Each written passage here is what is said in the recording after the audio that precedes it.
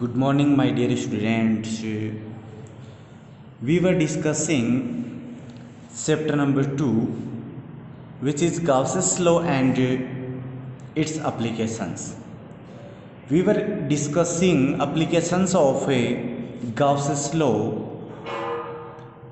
We had read some applications like electric field intensity due to a linear charge, electric field intensity due to a conductor plate, electric field intensity due to a non-conducting plate and spherical cell, and due to a conductor sphere. Today we will discuss a new application, which is electric field intensity due to uniformly charged non-conducting sphere. Here a new word, non-conducting. Suppose we have two bodies, one is conductor and another one is non-conductor, insulator. Suppose we have two bodies, this is conductor, this is non-conductor. If we give some charge to both spheres, both bodies at here, then for conductor charges spread out on the surface of the sphere, but for this non-conductor body the charge remains at the same place where it is given. So we can say that the charge is equally distributed into whole volume of this sphere. Okay, this is the basic difference between conductor and non-conductor bodies. Now we study our application, electric field intensity due to uniformly charged non-conducting sphere. For this, let us consider a non-conducting sphere which radius is capital R, of radius capital R, be uniformly charged with charge plus Q. This charge plus Q gets uniformly distributed over the whole volume V because of this sphere is non-conducting. Okay, then volume charge density, because of this charge uniformly distributed in whole volume, not on the surface. So here volume charge density for this sphere rho is equals to Q over V. This is the volume charge density. Here V is the volume of a sphere, and we know that volume of a sphere is 4 upon 3 pi r cube. R is the radius of a sphere, so we write rho is equals to Q upon 4 upon 3 pi r cube. Okay, to determine electric field intensity at any point P. So suppose a point P is located at distance small r from the center of a sphere. To determine electric field intensity to that point, it means at point P, imagine a spherical Gaussian surface of radius small r. We imagine Gaussian surface, this spherical Gaussian surface of radius r. Then there are three possible conditions of a point P. First condition, when point P is outside the sphere, it means distance between observation point and center of sphere is greater than to radius of sphere. In this case, we represent a diagram like this. Okay, suppose a non-conducting sphere which radius is capital R and center of the sphere O. This non-conducting sphere is equally charged by plus q charge. This charge q gets uniformly distributed over the whole volume V, and charge is plus q. Okay, a point P at small r distance. We imagine a point P.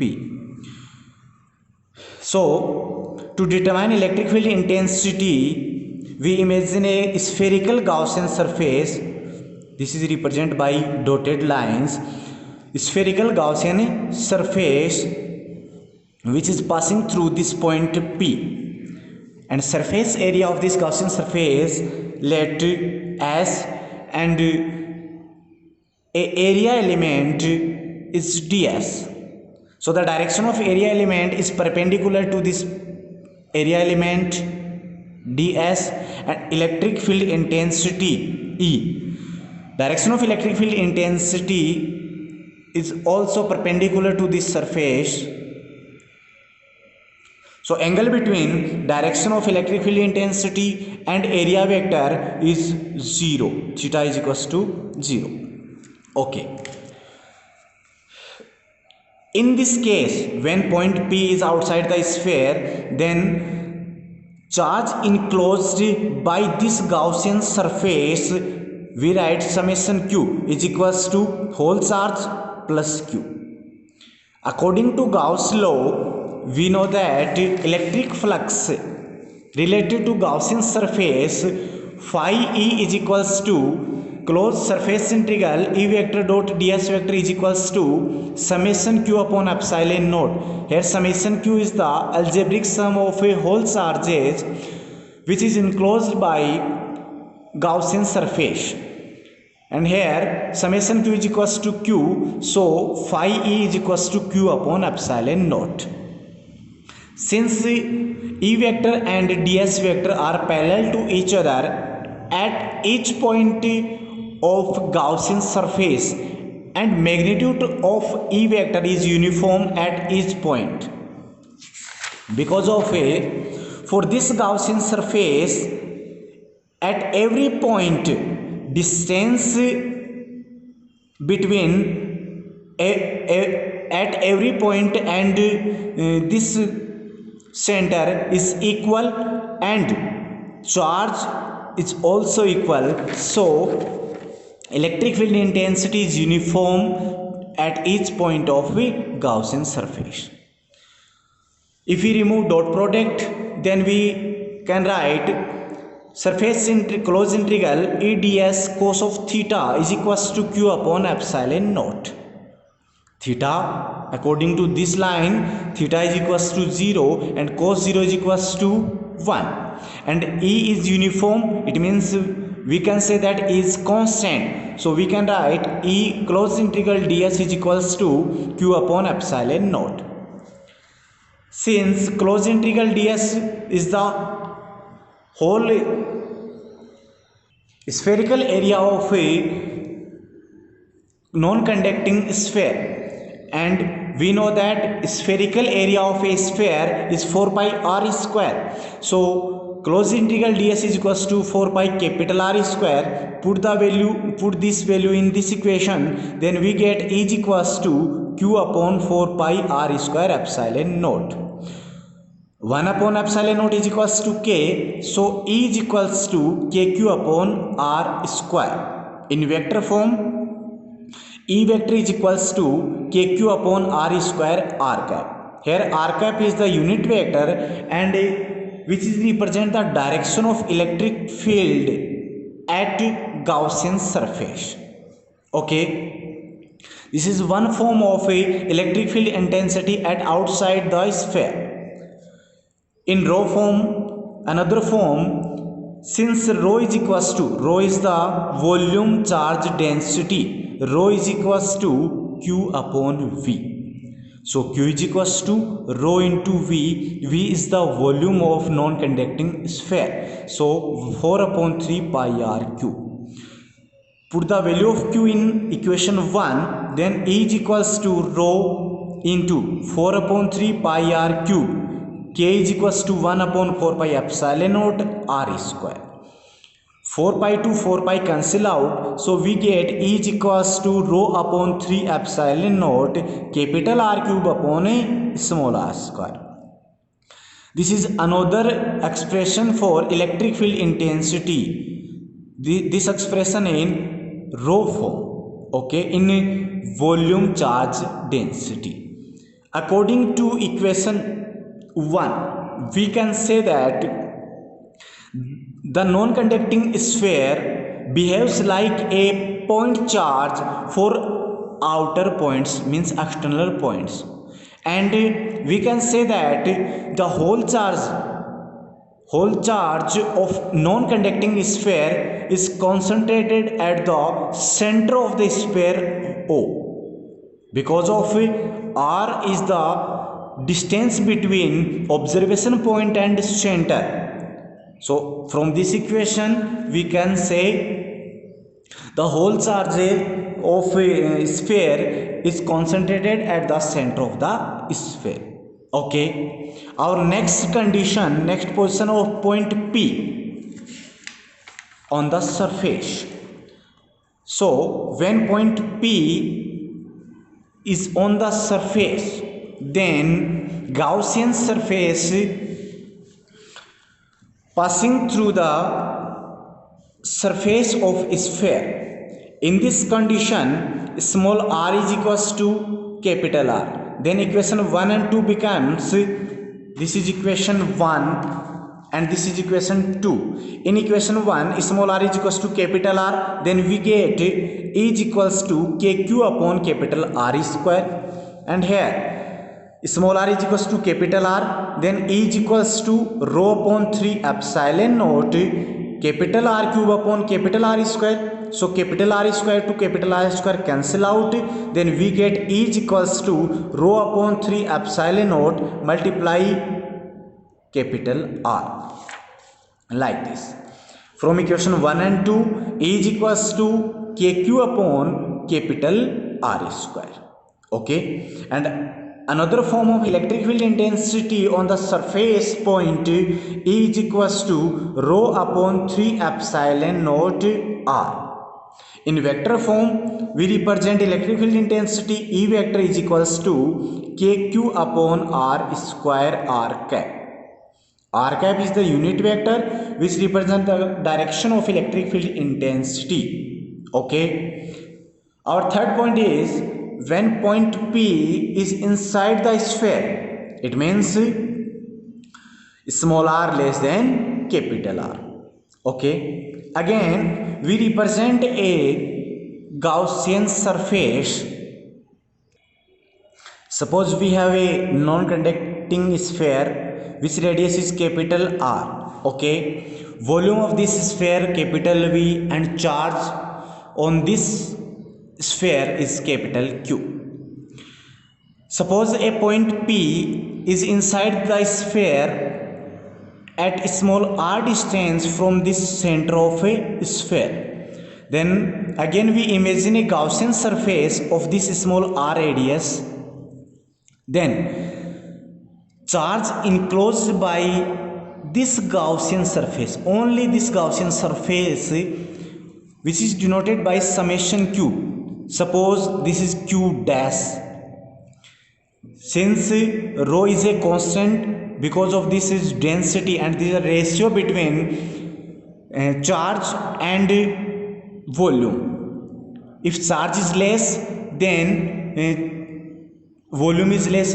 Otherwise we can say that if volume is less, then charge spread out on this volume will be less. So rho is equals to q dash. Q dash is charge on this Gaussian surface, and v dash volume of this Gaussian surface. So q dash is equals to rho into v dash. Q dash is equals to rho into v dash. V dash is the volume of this Gaussian surface. This is spherical, and we know that for sphere, volume of sphere is equals to 4 upon 3 pi r cube. R is the radius of this sphere, it means Gaussian surface. So q dash is equals to rho into 4 upon 3 pi small r cube. Okay, this is the charge enclosed by this Gaussian surface. Okay, according to Gauss's law, we know that electric flux phi E is equals to closed surface. For closed surface, closed integral E vector dot ds vector is equals to summation q upon epsilon naught. Summation q is charge enclosed by the Gaussian surface, and which is q dash upon epsilon naught. In this figure, we consider a element area ds. So direction of element area is perpendicular to this area, and direction of electric field also perpendicular to this at every point of this Gaussian surface, and magnitude of this E is equal for each point of this Gaussian surface, because of here distance between circumference, every point on this circumference and this center is equal. So electric field intensity also equal for this surface. Okay, E vector and ds vector are same in direction, and magnitude of E vector is uniform at each point on Gaussian surface. Okay, if we remove dot product, then we replace cos theta. Closed integral E ds cos theta is equals to q dash upon epsilon naught. E is constant quantity, so E closed integral ds is equals to q dash upon epsilon naught. We know that closed integral ds is the surface area of Gaussian surface, and which is 4 pi r square. Put the value in this equation, then E is equals to q dash upon 4 pi r square epsilon naught. 1 upon 4 pi epsilon naught is equals to k, so we write E is equals to k q dash upon r square. Okay, in another form, E is equals to, put the value of q dash. Q dash is the rho into 4 upon 3 pi r cube. So put the value of q dash in this equation, then E is equals to rho into 4 upon 3 pi r cube upon 4 pi r square epsilon naught. 4 pi to 4 pi cancel out, r square to r square cancel out, then we get E is equals to rho upon 3 epsilon naught into r. From this equation, we clearly see that electric field intensity is directly proportional to r. In vector form, E vector is equals to rho upon 3 epsilon naught r into r cap. Here r cap is the unit vector which represents the direction of this electric field. So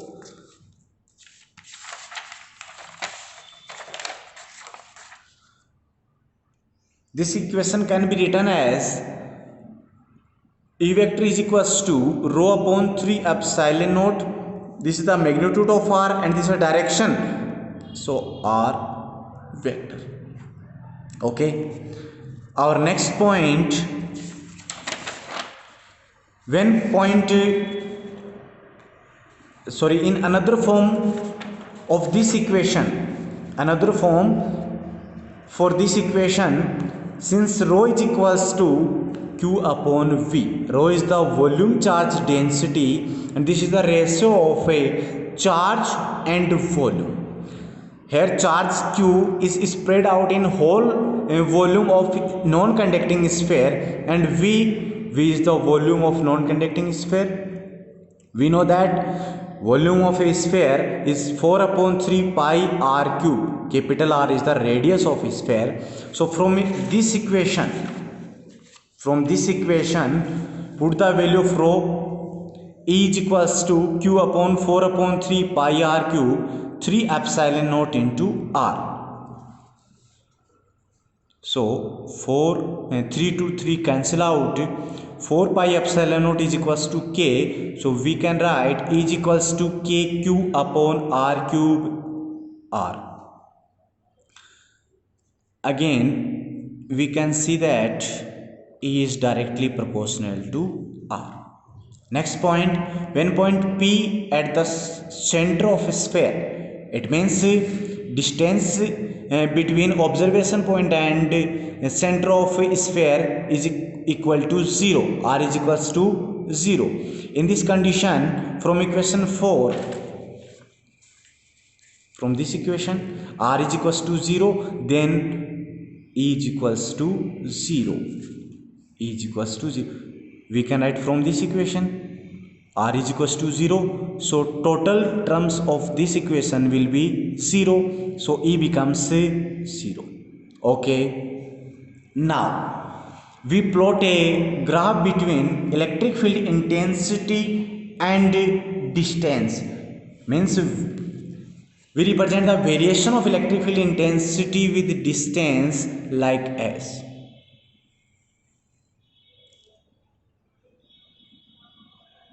We take electric field intensity at a y-axis and distance at x-axis. This point is 0.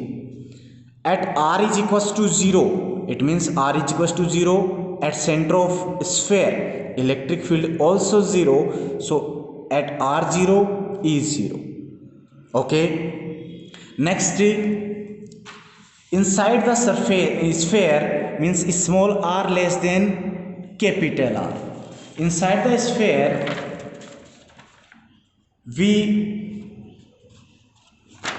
see E is directly proportional to R.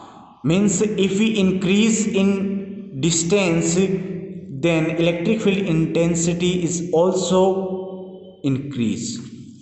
For proportional sign, we know that graph of a proportional quantity is straight line passing through the origin point. Means graph for inside the sphere is like that. Okay.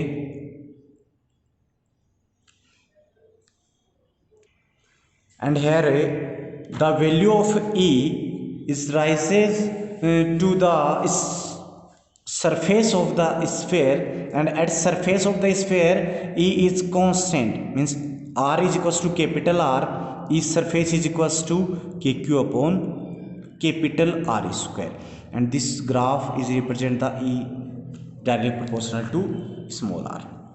Now for outsider point, we know that E is directly proportional to 1 upon R square, or E inversely proportional to R square. And we know that for inversely proportional, if we increase in distance, electric field intensity will be decreased like S.